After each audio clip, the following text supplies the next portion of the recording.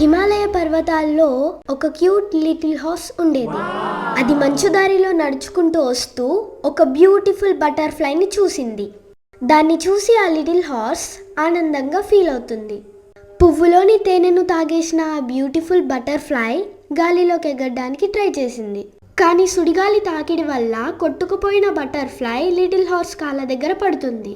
ఎగరలేని ఆ బటర్ఫ్లైని చూసి little horse ఏడుస్తూ దానికి వెచ్చదనాన్ని ఇవ్వడానికి ట్రై చేస్తుంది. ఇంతలో ఒక అద్భుతం జరుగుతుంది. బ్యూటిఫుల్ బటర్ఫ్లై మిరుమిట్లు గొలిపే కాంతిని వెదజల్లుతూ గాలిలోకి ఎగిరి మహాశివుడిగా మారుతుంది. మహాశివుడిని చూసిన లిటిల్ హార్స్ ఆశ్చర్యపోతుంది. తన దయాగుణం నచ్చి మహాశివుడు లిటిల్ హార్స్కి వరం ఇస్తాడు.